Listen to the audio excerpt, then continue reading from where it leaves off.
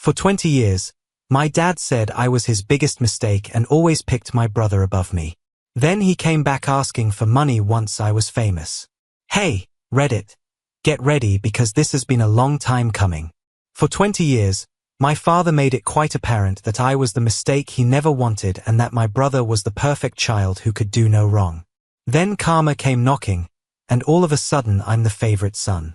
This is how it all happened. I'm a man who is 28 years old and the oldest of two brothers. Tyler, my younger brother, is 25 years old and has been our dad's favorite from the day he was born. Me?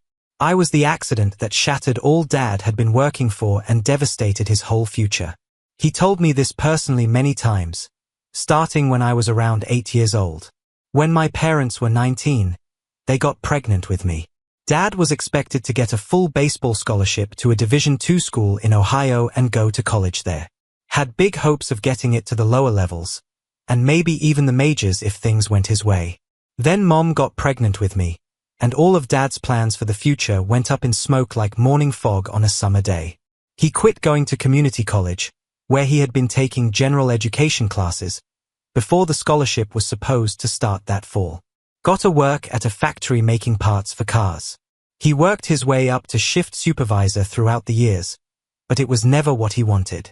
And he made sure I knew that every day of my upbringing. The job in the plant was hard. In the summer, the plant was so hot that it got to 90 degrees and the shifts were 12 hours long. Dad would come home tired and smelling like machine grease and metal shavings. His hands were always dirty with grease that never came off. He would sit in his recliner with this look on his face. He wasn't angry or depressed. He just felt empty and resigned to the fact that his life had gone in the wrong direction and he couldn't change it. The first thing I remember about my dad is him ranting at my mom about how their life would be better if they had been more careful.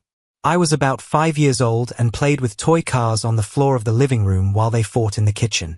I didn't know what they were fighting over, but I knew it had something to do with me. The way Mom would look at me with shame in her eyes. When Dad saw that I was listening, his voice would lower. The anger wasn't veiled either. Sometimes Dad would look at me like he was doing math in his head, figuring out all the things he could have done if I hadn't been born, like playing baseball in front of scouts, living in different cities, and saving money instead of spending it on diapers and daycare and all the other expensive things babies need. Tyler was born when I was 7. That's when everything changed all of a sudden. At that point, Dad had gotten used to his life. He had come to terms with the fact that he would never be a professional athlete. He had gotten used to his job at the plant and worked his way up to a better paying one. Tyler's parents had been married for 7 years and had planned for him to come. They had saved money, gotten the house ready, and were delighted about having another child. Dad was really ready to be a dad this time. He handled us very differently. Tyler's baby pictures are from a professional studio, and his mom and dad are wearing matching clothing and smiling at the camera like they've won the lottery. My Polaroids are fuzzy, and you can hardly see my face because my mom was still learning how to handle the camera and no one wanted to take them again. Tyler's baby book is full with details on his first words and steps. First, he wrote down everything as it was a scientific experiment. My book has my name and birth date written on the first page, and the rest are blank. Dad started teaching Tyler baseball in the backyard when he was old enough to walk. He would spend hours out there every night and weekend training him how to hold a bat correctly, how to throw a fast ball with the right wrist snap, and how to stand at the plate. I would observe from my bedroom window and wonder why my dad never wanted to teach me those things when I asked him years ago. When I was about 10, I asked if I may join them for batting practice. Dad stared at me like I had said something really stupid and explained that Tyler was still learning the basics. I could throw to him for practice when he became better and needed harder pitching. In other words, you're not worth teaching, but we can use you as equipment when we need you. That became the way things were done. Tyler got help, attention, and time alone with someone. I was given jobs to do and ordered to stay out of the way. School situations truly showed how different the treatment was. Tyler's kindergarten graduation, which, let's face it, isn't really a graduation. It's just kids wandering across a gym. Dad took the day off work and arrived with a video camera to film the whole ceremony. He was right up front, waving and giving Tyler a thumbs up. He stayed after to talk to the teachers about how well Tyler was doing in learning his ABCs. Dad said he couldn't get off work when I graduated middle school with honors, which was real academic success, not simply graduating kindergarten. He didn't even inquire how it went when he got home that night. Just came home, had dinner, and asked Tyler how his baseball practice went. Dad wouldn't have known if I walked across that stage naked because he wasn't there. Tyler's first game in the small league. Dad got there an hour early to assist set up the field and move the bases. Even though Tyler had struck out twice, they stayed after to talk to the instructors about his natural talent and high baseball IQ. Tyler's team lost 7-2, but they still bought ice cream on the way home to celebrate. The whole night was about Tyler being part of a team and learning how to be a good athlete and all that stuff parents do. My first high school football game, and I played as a backup linebacker in the fourth quarter. Dad didn't show up. He said he was weary from work and that football wasn't really his thing. Forget that I had been looking forward to finally going on the field all week. I had even invited him to be there, but he didn't show up. He was exhausted, and football wasn't baseball, so it didn't matter. The reasons were usually the same. 2. He was worn out from work. He had chores to do around the house. Baseball was more fun than football. The concerts for the band were excessively long. Tyler thought academic tournaments were uninteresting, but baseball games were fun. All of a sudden, Dad had a lot of energy and interest. All of a sudden, he could take a break from work. It was no difficulty at all to sit on metal bleachers for 3 hours. Mom tried to make things fair. God bless her. She worked full-time as a dental assistant and didn't have enough time in the day to make up for how much Dad liked her more than the others. When she could, she'd come to some of my things. She always looked tired and bad that Dad wasn't there. She'd quietly say she was sorry, make excuses for him, and vow that he'd make the next one. He never did. Every time she would say, "Your father loves you." He just shows it in a different way. That's not a different way to demonstrate love. That's not a sign of love at all. As I got older and could understand what Dad was saying, the verbal stuff got worse and worse. Dad started saying things like, "You need to prove your worth to the family," when I was approximately 12. How Tyler was the son he had always wanted and planned for, while I was just the result of bad timing and terrible choices. When I was 13, I told my family at supper one night that I had gotten a B+ on a really hard algebra test. Had been studying for hours. I was really happy of getting a B+ because the class average was a C-. Dad told Tyler, who was 8 years old, "See how your brother settles for good enough? You'll do better than that. You'll aim for perfection." Hadn't even taken an exam in algebra yet. Most likely, they didn't even know what algebra was. But Dad still used my real success as a lesson for Tyler on how to do better than me in every manner. When I made the varsity football team as a reserve linebacker in my second year in high school, which was fairly impressive because sophomores rarely made varsity, my dad asked whether they were low on players that year. It was like I could only make the team if no one else wanted to participate. Tyler got on the traveling baseball team in 6th grade. It was mostly kids whose parents could pay for the fees. Dad gave him a big party and invited all the neighbors. The message was clear and stayed the same. Tyler's accomplishments were important and worth celebrating. At best, mine were footnotes. At worst, they were embarrassing. I handled it like a lot of kids who are ignored do. Instead of trying to attract Dad's attention, I worked on becoming entirely self-sufficient. I got my first real work when I was 15 years old. I washed dishes at a cafe named Rose's that was about 2 miles from our house. I saved every penny I made. As soon as I reached 18, I started making plans to leave that house. It was hard labor at Rose's. They came in about 5 p.m. and worked until closing time, which was around midnight. They washed hundreds of dishes in boiling hot water that made my hands red and wrinkled. By the time I arrived home, my fingertips would be wrinkled. But I didn't say anything because that money was my way out. When I started working, Dad seemed to be really happy. One fewer bill he had to pay. They told me I should help pay for things around the house since I was making money now. As soon as I reached 16 and acquired my driver's license, they started charging me $200 a month for rent. Let me say that again. My dad had his 16-year-old son pay rent to reside in the house where he grew up. Tyler never paid his rent. Nor when he turned 16, nor when he turned 18, and not even when he was 23 and still lived with his parents. But I had to start giving back when I was 16 because it seemed like my life was such a burden that I needed to pay them back for the pleasure of raising me. The double standard in money was always there. When my car broke down in my junior year, I had to buy this old Honda Civic from a co-worker's cousin for $900. Dad said I needed to figure things out on my own because I had a job and should learn how to fix cars. I had to pay $300 that I had saved for college application costs to get the alternator fixed. Tyler wanted a car for his 16th birthday, so Dad co-signed a loan for a Ford Focus that was almost new. He also helped Tyler make the monthly payments for the first year until he got settled. Tyler put his life together by crashing that Ford Focus 6 months later while driving too fast in the rain. Dad's response: accidents happen. Let's get you something different. They got him a different automobile. The similar thing happened in college, but the numbers were bigger, which made the inequality even more clear.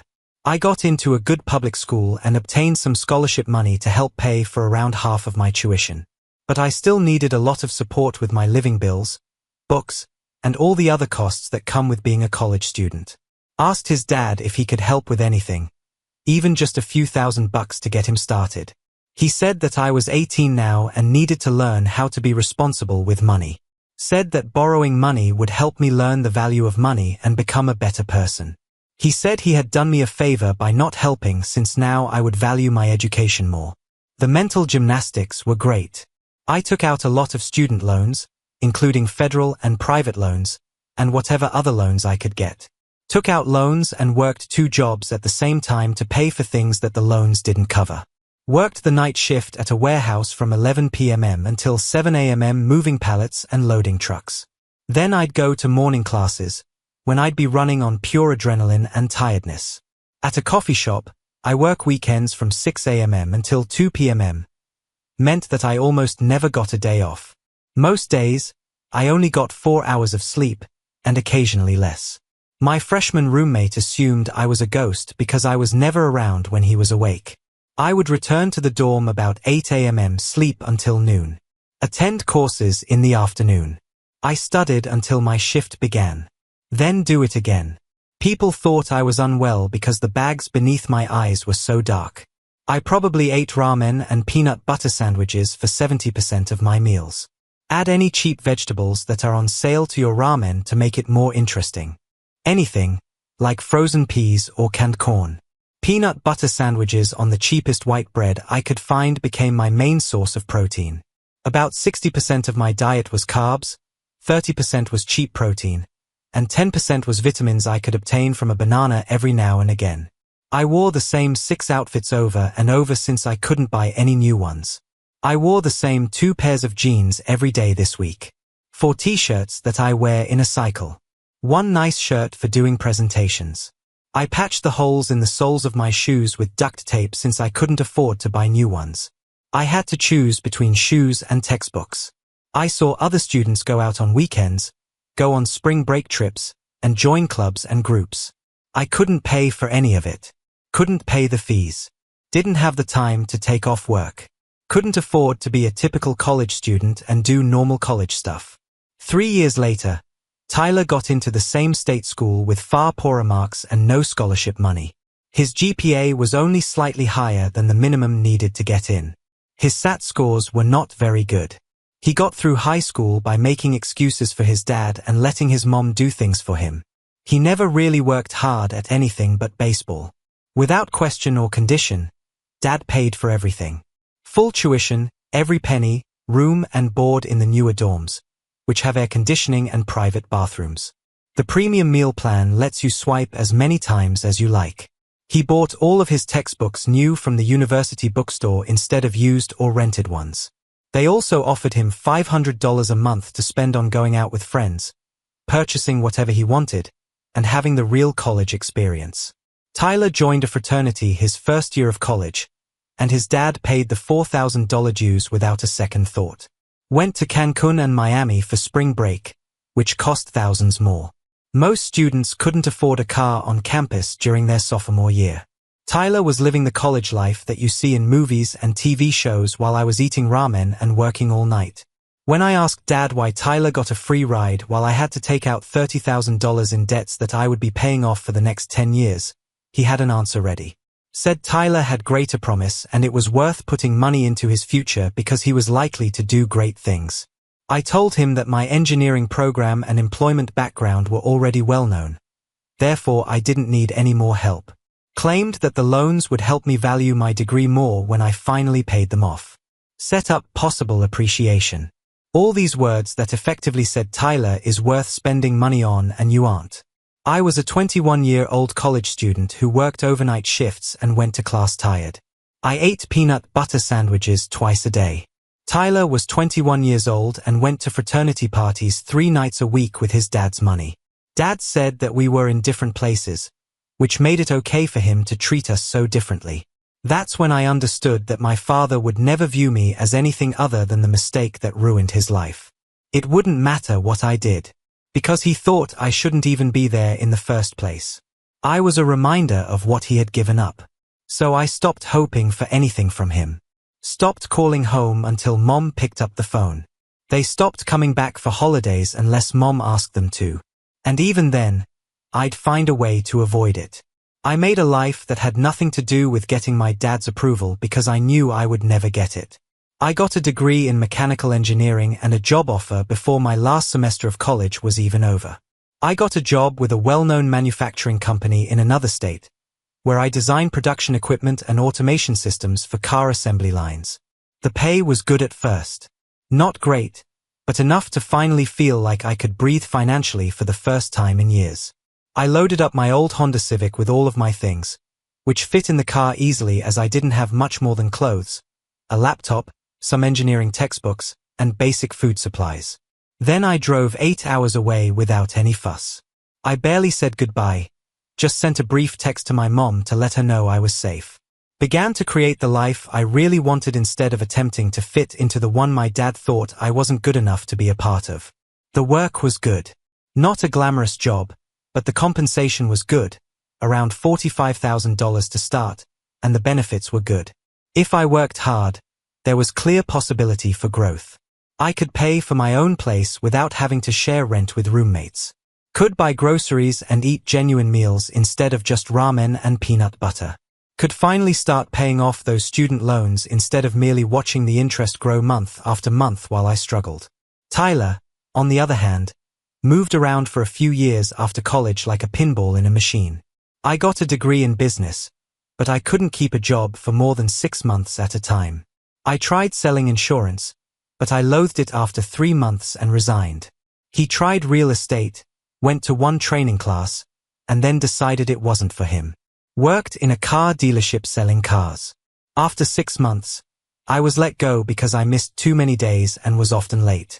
Dad always had an explanation for every job that didn't work out. The boss was demanding and didn't see Tyler's potential. Because of the state of the market, the insurance business was having a hard time. Tyler needed more structure and real estate demanded too much self-motivation. The car dealership had sales goals that no one could fulfill. It's always someone else's fault. It's always outside factors. Not Tyler's job. But when I changed positions after 2 years to acquire a better job with more salary and better projects, Dad said I was being flaky and needed to learn how to stick with things. Said that changing jobs a lot looked bad on a resume. Said that employers wanted people to be loyal. This is the same guy that made excuses for Tyler quitting 3 jobs in 18 months. A big aerospace business in the Southwest hired me when I was 25. Good pay and perks. Interesting work on projects that were important. Started working on contracts for the military, defense systems, and parts for satellites. I bought my first property, a little 2-bedroom starter home, and it was mine. There are no roommates or a landlord, only my name on the deed. Tyler moved back in with our parents at the same time because his fiancée kicked him out of her apartment for not paying rent. He was 22 years old, had been out of work 3 times in the last 3 years, and was sleeping in his old childhood bedroom. He played video games for 18 hours a day while his dad kept telling him he was between opportunities and figuring out his path. That year, I went to see my mom for her birthday. It was the first time I'd come home in almost 18 months because I'd been trying to stay away from home. I walked in and saw Tyler on the couch in the same pair of sweatpants he had probably been wearing for 4 days. It was a Tuesday at 2 o'clock in the afternoon. Asked him what he was doing, and he responded he was networking online and looking for business ideas. He was playing Call of Duty with a bag of chips on his stomach. His hair looked like it hadn't been washed in days. When Dad got home from work and saw Tyler, it was as if someone had turned on a bright bulb. For the first 10 entire minutes, they didn't even look at me. He only nodded when he finally said hello. Then he went right back to questioning Tyler about his job search and whether he had heard back from any of his applications yet. At supper that night, Dad talked about how pleased he was of Tyler for taking his time to locate the appropriate job instead of just taking the first one that came along, like some people do. He really glanced at me when he mentioned the settling portion. I had just been promoted to senior engineer and was making more money than my dad had ever made in his whole career. Tyler was 22 and unemployed, living in his childhood bedroom. But according to my dad, I was the one who was settling. I didn't go to another family meal for 2 whole years after that. Things really started to change for the better after that. A big defense contractor from Virginia hired me. A big raise in pay. Almost twice what I was making before. Stock options that would become available after 5 years. Company automobile. The complete cost of moving is covered. The kind of job that gets your name in trade magazines and on conference programs. Began to travel for work all the time, talking with high-ranking military and government officials about weapon systems contracts worth hundreds of millions of dollars. Went to Pentagon briefings, looked over confidential specs, and did everything else. It was hard and frustrating, but it also felt great to be trusted with that much responsibility. I didn't tell my folks anything. Mom would sometimes hear from acquaintances or distant relatives who had seen something online and call to congratulate me. But I didn't tell Dad anything. He hadn't cared about my triumphs in the last 25 years, so why should he care about them now? Tyler, on the other hand, was still figuring things out at 24. We had to move back in with our parents for the 3rd time since we lost another job. Was working part-time at a sports goods store, folding t-shirts and refilling shelves. He talked all the time about starting a business, flipping automobiles even though he had no money and no idea how to fix a car. Dad kept making excuses for him, as if it were his job. Tyler was an entrepreneur with big dreams and goals. He only needed the proper break to come along. At the same time, I was called the dull corporate engineer who had chosen a safe, predictable career instead of taking risks and going after dreams like Tyler was supposed to be doing. Dad didn't get the irony at all. Tyler's biggest risk was betting that his parents will always be there for him while doing nothing to help. Then came the phone call that altered everything. I was 27 years old. One Thursday afternoon, my mom contacted me at work and was crying so hard that I could scarcely understand what she was saying. Made me think at a way that something awful had happened. Dad had a bad heart attack at the factory, it turned out. Fell down on the manufacturing floor while he was working. Not deadly, yet bad enough that you need emergency surgery and months of recovery later. I drove home that weekend without stopping for 8 hours. Dad was still in the hospital recovering from the emergency surgery. I went to see him in the heart unit. He seemed smaller, older, and more exhausted than I remembered. He had been carrying around all that rage and bitterness for years, and it had worn him down. He didn't say he was sorry for anything.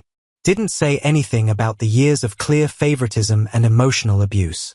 He just stated he was happy I came and asked me some basic questions about my career. We talked about the weather and made small talk, like we were old friends catching up instead of father and son dealing with a life-threatening medical emergency. I made sure the visit was short and professional. I told my mom that I would help pay for medical bills if insurance didn't cover everything. Then I drove back to my life, which is 8 hours away. Dad had to retire early because of the heart attack. Couldn't handle the tough job of shift supervisor anymore. His pension and disability payments paid for basic needs, but their retirement position was much worse than they had imagined. Mom was still working at the dentist's office, but they were trying to save money wherever they could. Tyler still lived with them rent-free and still didn't help them out with money in any significant way. He was still working toward his business goals, which mostly meant watching business podcasts on YouTube and posting motivational quotes about working hard and hustling on social media. He worked 15 hours a week at the sporting goods store.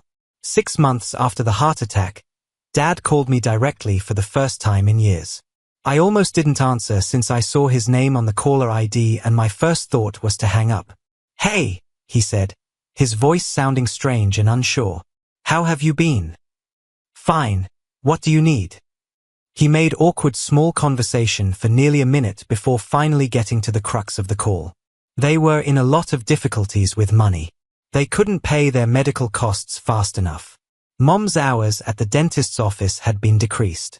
Tyler was still seeking for a suitable full-time job. Could I give them some money? How bold it was just amazing.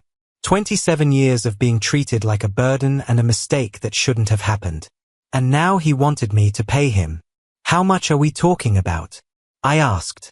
"We're behind on a few invoices by roughly $15,000. The payment for the house is 3 months late. Another $8,000 is undoubtedly for medical bills. Also, we've reached the limit on the credit cards we used to pay for things. How much has Tyler helped with this?" There was no sound on the phone. "He doesn't have a job right now. You know that. And he has to pay for his own things. He's trying to get his company of flipping cars off the ground. So, nothing. Tyler hasn't done anything to help around the house. That's not right. He's not in the same place as you are. You work for a huge company that makes things for the military. I paid for the job using school loans, which I'm currently paying off. The job I worked hard to get while Tyler received a free ride through college and still didn't know how to be an adult." More awkward quiet. "I just thought that family should help each other when things are rough." The phrase really made me giggle. Laugh for real. Angry, harsh, and without humor. Family helps each other. That's a lot of nerve coming from you. Where was my family when I was working 2 jobs to pay for my books? Where was my family when my car broke down and I had to work it out all by myself? Where was my family at my graduation, my promotion, or any other important time in my life? I know I wasn't flawless. You weren't a dad. Not for me. You made it very plain to me as a child and an adult that I was the error that ruined your goals. So, this is what I'm going to do. Nothing at all. Nothing at all. I'm going to do the same thing for you that you did for me. You need to figure it out on your own." I hung up before he could say anything. About an hour later, Mom called and cried even harder than she did when Dad had the heart attack. I told her calmly that I would pay her medical bills directly if she sent me the bills, but I was not sending Dad any money. If she chose to leave him, she could come stay with me. But I was done pretending we were a normal family. She stated I was mean and heartless. I might have been, but I learned how to be cruel from a real pro. 3 months later, the house was put up for foreclosure. Mom and Dad had to move into a little 2-bedroom apartment in a part of town that wasn't as nice. Tyler went with them right away because he had nowhere else to go and no money to live on his own. My job was becoming better and better. Got a promotion to program director, where I was in charge of several big contracts. Was in charge of a group of 40 engineers who were working on a missile defense project worth $500 million. Got written about in trade magazines and journals for the industry. Spoke at engineering conferences as the main speaker. Dad could have been proud of everything about me if he had ever regarded me as a person instead of as the mistake that ruined his baseball aspirations. Then came the event that made everything worse. The National Defense Industrial Association gave me a big prize for my work in the business. A big deal in the aerospace and defense industry. There was a ceremonial ceremony in a hotel in Washington, D.C. A big cash award of $50,000 and recognition on a national level in the industry. The kind of success that is spoken about in press releases and industry magazines for months after it happens. The day following the announcement, Dad called my cell phone. I saw his name and almost put it to voicemail because that's what I always do. He added, "I saw the news about your award," attempting to sound casual and proud. "That's truly something to be proud of." "Thanks. I said in a bland voice. Your mother and I would love to come to the ceremony and cheer you on. When is it supposed to happen? The ceremony was in 6 weeks. I didn't plan on inviting them. I hadn't even told them that I had been nominated months before. Only people who are invited can go. Small space, not a lot of room. I'm sure you can get your own parents in. We would love to be there to cheer you on and watch you get the credit you deserve. Hearing that word support from him felt like a real slap in the face. Why? I just asked. What do you mean? Why? You are my son. I want people to notice what you've done well. Where did that energy go for the last 27 years? I knew he would get defensive right away. He began to list the times he said he had helped me. When he could get away from work, he went to attend football games. Once helped me move into my first apartment. Basic dad stuff that he thought made up for years of being emotionally neglected and favored. You told me I was a mistake, and I said it quietly but forcefully several times. Beginning when I was 8 years old. You claimed that Tyler was the son you really wanted and planned for. You paid for everything in his life. Everything. College, cars, rent, and so on. You made it very clear where I stood in this family, even though I worked hard for all I acquired. Back then, I was angry. I was too young to know what to do. I didn't mean what I said. Yes, you did. You meant every word you said. And now that I've absolutely succeeded without you, not because of you, you suddenly want to be a part of my life. That's not right. Is that fair? You want to talk to me about being fair? You made me pay rent when I was 16. You wouldn't help pay for college. You missed my graduation. Because you were too busy admiring Tyler and making excuses for his mistakes, you missed every crucial event in my life. And now you want to come to my awards ceremony. I'm your dad. A real dad is there for his kids. A real parent treats all of his kids the same. A real father doesn't spend 27 years making one kid feel like he is worth nothing while giving the other son everything he wants. You're merely the person whose genes I happen to have. That's all there is to our relationship. I want to fix things between us. You can't. Some things can't be repaired with an apology. You made the same choices for almost 30 years. Now you have to deal with the decisions you made. I hung up on him, banned his number and email address, and didn't invite him to the ceremony. The event to give out the awards was amazing. All of my engineers were there to celebrate with me. Emily, my girlfriend, flew in from Boston, where she works. A few of my old college pals who I had stayed in touch with came to DC. People who really cared about me as a person were happy for my accomplishment. The folks who should have been there by biology weren't, and I really didn't miss them. One of my older co-workers asked me why my parents weren't there for such a big career milestone after the ceremony at the reception. I informed him that we weren't close and that was all I said. He looked really confused and remarked that his own father would never have overlooked something like this. I thought it would be lovely to have a father like him, but I didn't say it out loud. I put one picture from the occasion on social media. Just me clutching the award plaque and beaming for real. Didn't say who wasn't there or make any direct comments. No need to. There was no mention of Dad at all. But Mom said, "So proud of you, sweetheart." Tyler didn't say anything. Not even a fan of the post. Tyler called my cell phone out of the blue 2 weeks after the ceremony. We hadn't talked in more than a year at that point. "Hey, man. Congrats on the big award. That's really cool." "Thanks," I answered gently. "Hey, I wanted to chat to you about something important. Dad is having a hard time with what happened between you two. He feels terrible about everything. He should feel bad. I know he wasn't ideal when he was a kid, but he's still our dad. And he's really not doing well right now. The stress of everything, the money issues, and the feeling that he's lost you are all killing him. I think you should give him another chance because he really wants to apologize and try to build a real relationship with you. He's changed since the heart attack. Is he really different? Or does he just want to get to my money and success now that I have both?"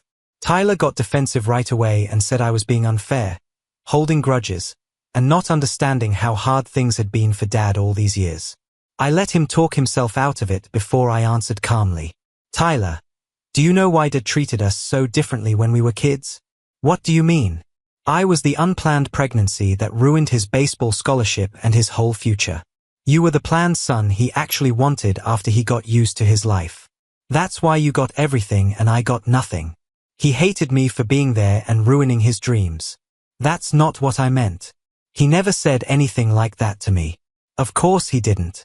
He told me that many times over the years.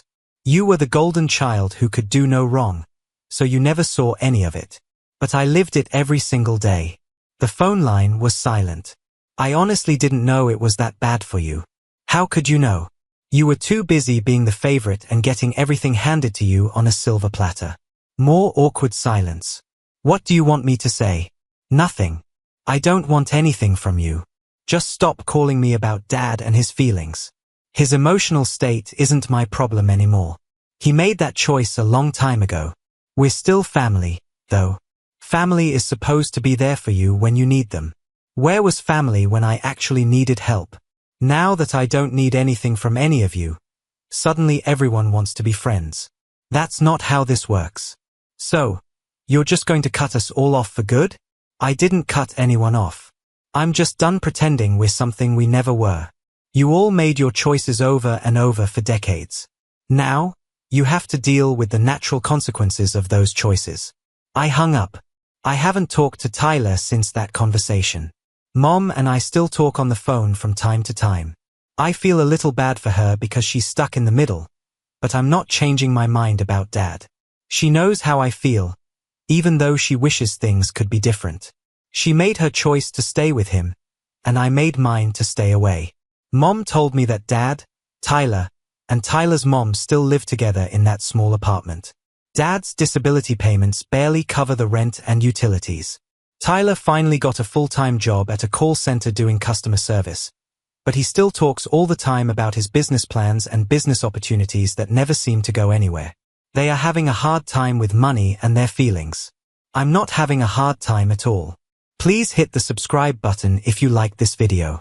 It greatly supports the channel and helps us bring you more and better tales. Thank you.